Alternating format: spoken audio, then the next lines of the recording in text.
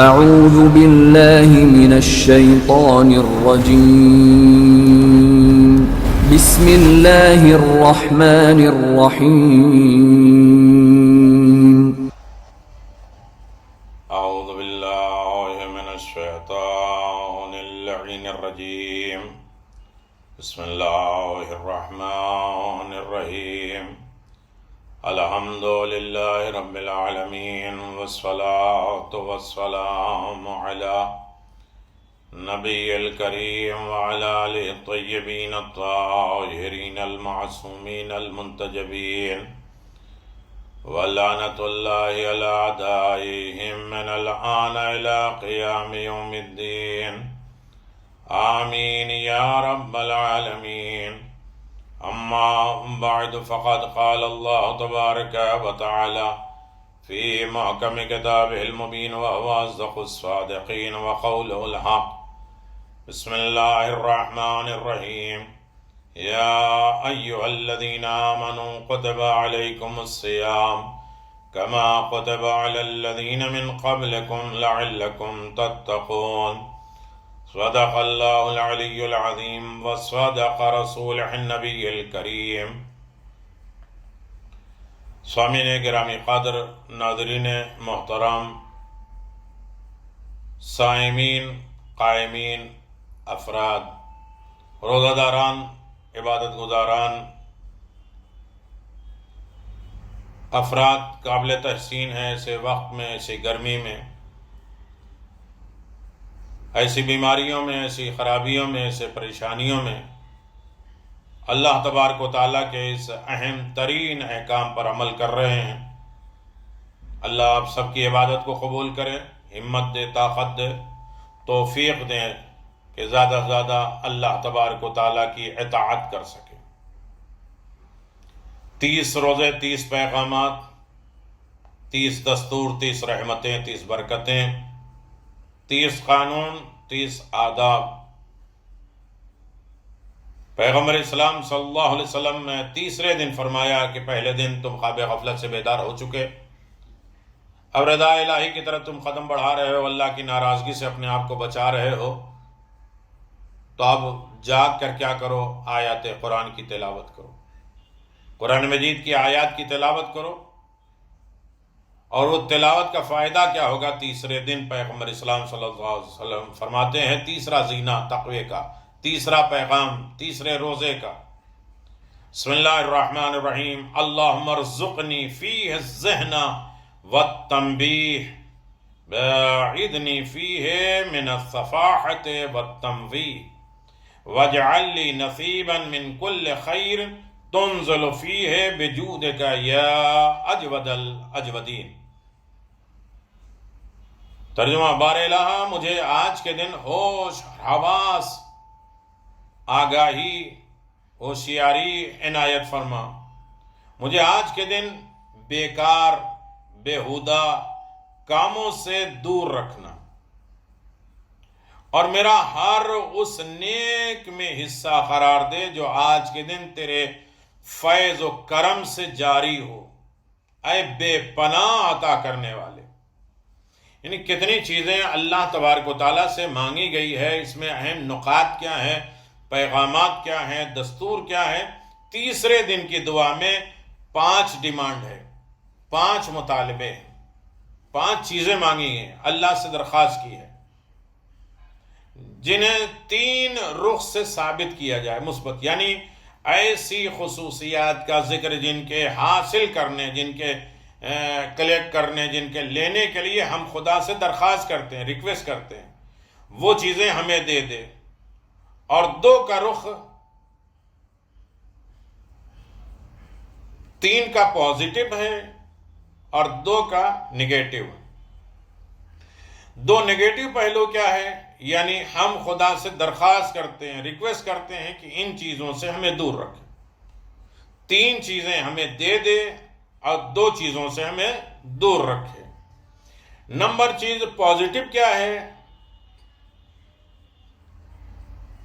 تیز ہوشیاری، بیداری، اپنے کاموں میں شرکت، پارٹنر، شریک ہونا۔ جیسے تو ان اللہ و ملائکتہ یصلون علی النبی یا ایھا الذین آمنوا صلوا علیہ وسلموا تسلیما، کہتا ہے کہ میں بھی صلوات پڑھتا ہوں اور مجھے بھی شریک کرنے کا حکم دیتا ہے، اسی طرح تیرے تمام کاموں میں شریک رہوں، مجھے اتنی عقل و ہوشیاری دے قرآن مجید کی تلاوت سے ہماری عقل کامل ہو جائے، ہوشیار ہو جائے۔ دو منفی پہلو ہیں، نگیٹو پہلو ہیں، بیکار اور بیہودہ کاموں سے دور رہیں، اور پھر مکر و فریب، جال سازی، دھوکہ دینا، کسی کو پھنسا لینا، مکر کرنا، اسے دور رکھنا۔ یعنی اللہم ارزقنی فیہ الذہن والتنویر، آج کے دن میرے کریم پروردگار اس روزے میں ہم خدا سے چاہتے ہیں، یہ روزہ تیسرے دن کا روزہ، ہم خدا سے چاہتے ہیں کہ ہمیں تیز ذہن دے دے، وہ ذہن نہیں کہ جو دوسرے کو بیوقوف بنا سکے، اتنا تیز ذہن دے دے کہ بیداری عنایت ہو، ہم ہوشیاری آ جائے ہمارے اندر۔ ہمیں جاننا اور سمجھنا چاہیے کہ ذہن کیا ہے۔ لغت میں، ڈکشنری میں ذہن، عقل کے کئی معنی ذکر ہوئے ہیں جو ایک دوسرے سے تقریباً نزدیک ہیں، قریب ہیں۔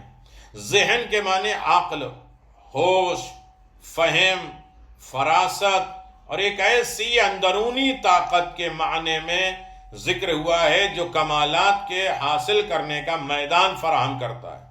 کمالات اسی کے ذریعے حاصل ہوتے ہیں، عقل کے ذریعے۔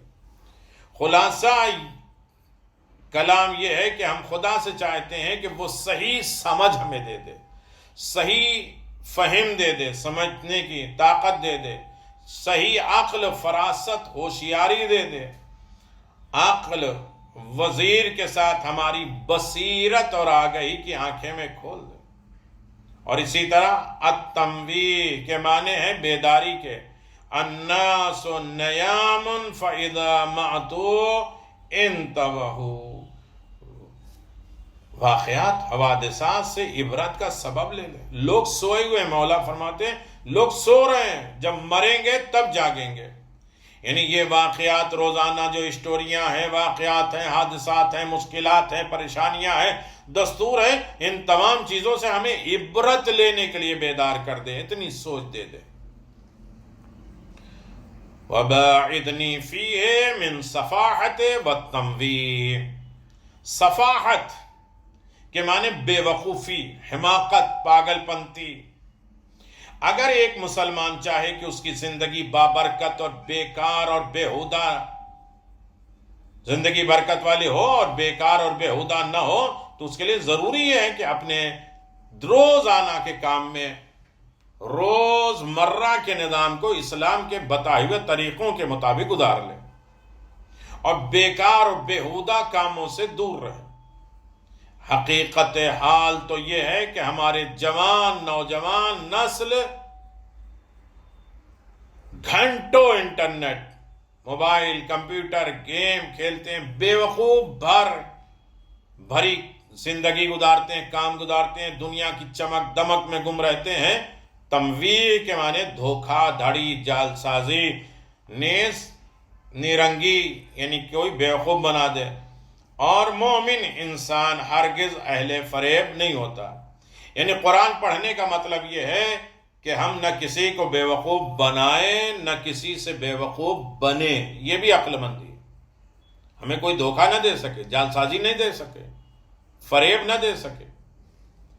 تیسرا جملہ وَاجْعَلْ لِي نَصِيبًا مِّن كُلِّ خَيْرٍ تُنزَلُ فِيهِ، اس دعا کا تیسرا پازیٹو یہ ہے کہ جس میں کار خیر، اچھائیاں، نیک کام کرنے کی شرکت کی درخواست کی گئی ہے، ہم اس میں شامل رہیں۔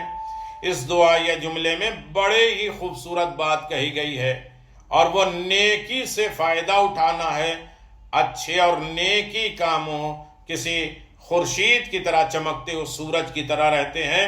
یہاں اس جگہ پر معاملہ یہ ہے کہ یہاں اس خورشید، اس چاند کے نور سے فائدہ اٹھانے کی درخواست کی جا رہی ہے، اس لیے نیکی کے کام میں شریک ہونا بھی ایک نیکی ہے کیونکہ کبھی انسان خود ایک اچھا کام انجام دیتا ہے اور کبھی دوسرے اچھے کام میں وہ پارٹنرشپ ہوتا ہے، شریک ہوتا ہے، راضی ہو جاتا ہے، تو وہ بھی نیک کام ہے۔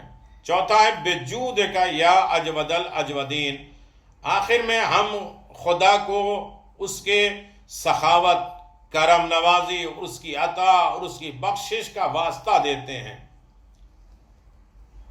اب اگر خلاصہ دیکھا جائے تو دعا کا پیغام ایک ہے بیداری، ہوشیاری، صفاحت اور جہالت سے دوری، بے وقوف پاگل پنتی سے دور ہو جائے، جہالت سے دور ہو۔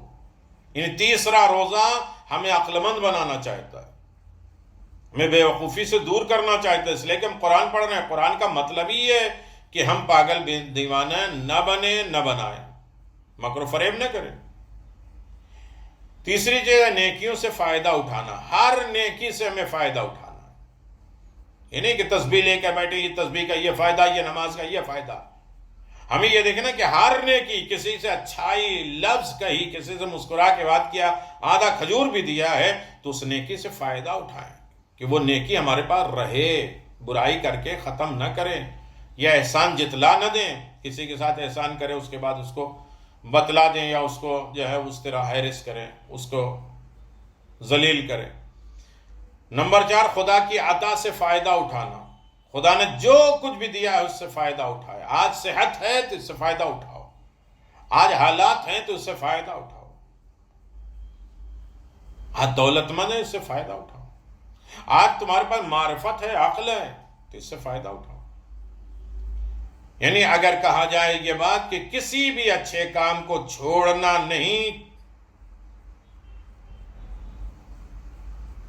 یا یہ کہا جائے کسی بھی اچھے کام کو چھوٹا نہیں سمجھنا چاہیے۔ بہت بڑے بڑے کام بھی ہوتے، اس میں ریاکاری دکھاوا ہوتا ہے۔ کبھی چھوٹا کام بھی اچھا ہو تو اسے چھوٹا نہیں سمجھے، بلکہ ویسے ہی جیسے اچھے کام، نیک کام انجام دینے پر ہم غرور نہیں کرتے، کیونکہ قصد قربت، اللہ کی قربت کے لیے، خلوص کے لیے، دونوں ہی حالت میں لازم و ضروری ہے کہ انسان کے اندر غرور، گھمنڈ، دکھاوا، ریاکاری نہ ہو، خلوص کے ساتھ اللہ کی قربت کے لیے کام ہو۔ امام صادق علیہ السلام نے فرمایا لا تسعر شيئا من الخير فإنك تراه غدا حيث يسرك، کسی بھی کار خیر کو چھوٹا نہ سمجھا کرو، نہ شمار کیا کرو، کیونکہ کل وہی تمہاری خوشحالی کا باعث بنے گا، وہی تمہاری خوشی کا سبب بنے گا۔ جسے تم چھوٹا سمجھ رہے تھے، چھوٹے چھوٹے نیکی جس میں خلوص ہے، اللہ کے لیے قربتاً اللہ کیا ہے، وہی تمہیں راضی کرے گا، خوش کرے گا۔ تو میرے عزیزوں، یہ تیسرا پیغام تھا، تیسرا قدم تھا جو بارگاہ رب العزت کی طرف ہم نے اٹھایا ہے، اور اللہ تبارک و تعالیٰ اپنے بندوں کو متوجہ بھی کر رہا ہے کہ یقیناً تم ایک کام کرتے رہو، خدا کو راضی کرتے رہو اور عقل و ہنر مانگتے رہو۔ اللہ تمہیں اتنی عقل دے کہ تم ہوشیار رہو، مکر و فریب میں نہ پھنسو، نہ کسی کو مکر و فریب دو۔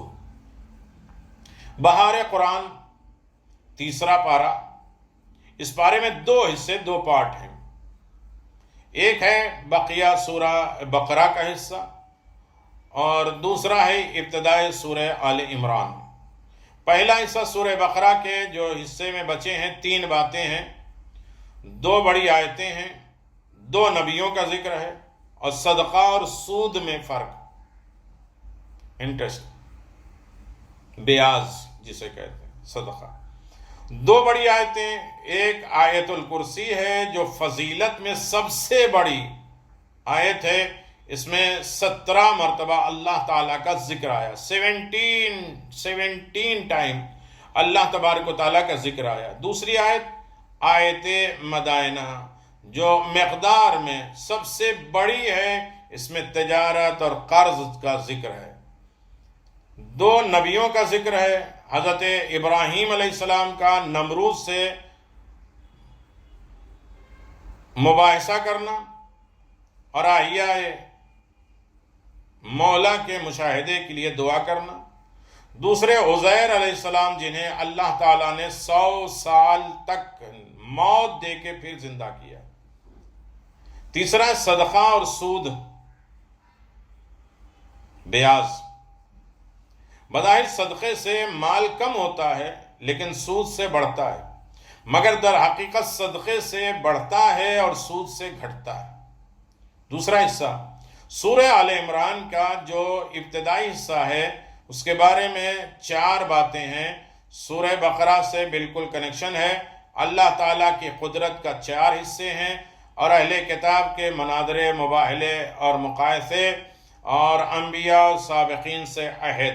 سورہ بقرہ سے مناسبت رکھنے والے مناسب یہ ہے کہ دونوں صورتوں میں قرآن مجید کی حقانیت اور اہل کتاب سے خطاب ہے کہ سورہ بقرہ میں اکثر خطاب یہودیوں سے ہے، جبکہ آل عمران میں اکثر روح سخن نصارہ سے ہے. اور اللہ تبارک و تعالیٰ کی قدرت کے 4 قصے ہیں. پہلا قصہ جنگ بدر کا ہے. 313 نے 1000 کو شکست کیسے دے دی. دوسرا حصہ حضرت مریم علیہ السلام کے پاس موسم کے پھل کے بارے میں بتایا گیا ہے. تیسرا حصہ حضرت زکریا علیہ السلام کو بڑھاپے میں اولاد عطا فرمائی. چوتھا حصہ حضرت عیسیٰ علیہ السلام کا بغیر باپ کے پیدا ہونا اور بچپن میں ہونے والے زندہ بولنے والے اور زندہ آسمان پہ جانے والے کا قصہ ہے. تیسرا ہے مناظرہ، مباہلہ، مقاہمہ. اہل کتاب سے مناظرہ ہو، پھر مباہلہ ہو، اور تم اپنے اہل و عیال کو لاؤ، میں اپنے اہل و عیال کو لاتا ہوں، پھر مل کر خشوع اور خضوع کے ساتھ اللہ تبارک و تعالیٰ سے دعا کریں کہ ہم میں سے جو بھی جھوٹا ہے اس پر خدا لعنت کرے، اور وہ تیار نہ ہونے پر پھر مفاہمہ ہو، یعنی ایسی بات کی دعوت دی جائے جو سب کو تسلیم ہو، اور وہ ہے کلمہ لا الہ الا اللہ. نمبر 4 انبیاء و سابقین سے عہد ہے. جو پچھلے انبیاء ان سے وعدہ اور وعید ہے. انبیاء سابقین سے عہد لیا گیا کہ جب آخری نبی آئے تو تم ان کے بارے میں مانو گے اور اس پر ایمان لاؤ گے. اگر تمہارے بعد آنے والے تمہاری امتوں کے پاس ایمان لائیں اور پچھلے انبیاء کی خبر دیں، تم ان نبیوں پر ایمان لانا، ان کی باتوں کو ماننا، اور نبی مرکم جو کہیں کہ باقی نبیوں کی جو شریعت ہے اس پر بھی باقی رہو، تو ہمیں باقی رہنا. عزیزان محترم، پہلی رمضان سے بہت سی مناسبتیں تھیں، اور امام حسن علیہ السلام کے ایک بیٹی نفیسہ پہلی رمضان کو شہید ہوئے، اور مناسبتیں بیان کی جا رہی. دوسرے ماہ رمضان کو امام رضا علیہ السلام کو زبردستی ولی عہد بنایا گیا اور امام نے شرطوں کے ساتھ قبول کیا. جناب شیخ مفید علیہ الرحمہ تیسری رمضان کو، جنہیں 2 مرتبہ امام زمان نے اپنا بھائی کہا، لیٹر لکھا، خط لکھا، اور انہیں شیخ مفید کیوں کہا جاتا ہے؟ محمد ابن نعمان بہت عظیم ہے، اور یقیناً آپ دیکھیں کہ بغداد میں کاظمین امام موسیٰ کاظم علیہ السلام کے روضے کے پاس آپ کی قبر مطہر ہے. بہت لمبی اسٹوری ہے. جناب ابراہیم علیہ السلام کا صحیفہ آیا 3 تاریخ کو. اس میں بھی بہت دستور تھے، بہت قانون تھے، بہت زیادہ پیغام الہی تھے. لہذا ان پیغامات کو اپنی زندگی میں ڈھالنا، ان پیغامات کو اپنے لیے باعث شرف قرار دینا، ہر نیکی کرنے کے بعد جس میں خوشی مسرت محسوس ہو وہ نیکی کہے جانے کے قابل، اندر سے انسان کے اندر فیلنگ پیدا ہو جائے، خوشی پیدا ہو جائے تو وہ نیکی ہے. اور برائی کرنے کے بعد اندر سے دل دکھنے لگے تو سمجھو مومن ہو. برائی کرنے کے بعد فخر نہ ہو، مباحات نہ ہو. برائی کرنے کے بعد انسان غرور اور گھمنڈ نہ ہو. کسی کو 2-4 گالیاں دینے کے بعد، کسی کو بیوقوف بنانے کے بعد اندر سے کیا ہم نے جو ہے وہ اسے الو بنایا ہے، بیوقوف بنایا ہے.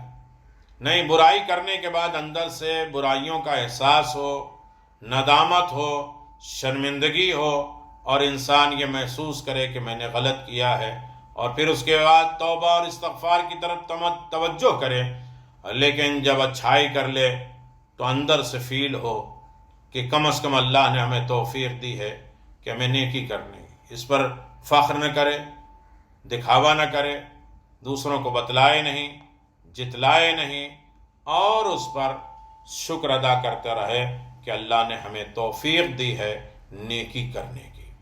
السلام علیکم ورحمۃ اللہ وبرکاتہ۔ یہ تیسرا پیغام تھا، تیسرا دستور تھا، تیسرے قانون تھے۔ انشاءاللہ چوتھی گفتگو کے ساتھ آپ حضرات کی خدمت میں پھر حاضر ہونے کا شرف ملے گا۔ دعاؤں میں یاد رکھیے، اپنے لیے، اپنے مرحومین کے لیے، اپنے زندوں کے لیے، اپنے مومنین کے لیے، شیعان علی بن ابی طالب کے لیے، انسانوں اور مومنوں کے لیے، مسلمانوں کے لیے دعا کریے۔ اس پرآشوب ماحول میں سب حفظ و امان میں رہیں، اطاعت خدا کے لیے بہترین روزہ، بہترین نماز ادا کریں، اپنے مرحومین کے قبروں تک بہترین تحفے پہنچاتے رہیں، اپنی نئی نسل کی صحیح تربیت ہوتی رہے۔ ہمیں خود اپنے آپ کو بیدار اور ہوشیار رکھنا ہے اور ہر مشکل پریشانی سے اپنے آپ کو نجات دینا ہے۔ السلام علیکم ورحمۃ اللہ وبرکاتہ۔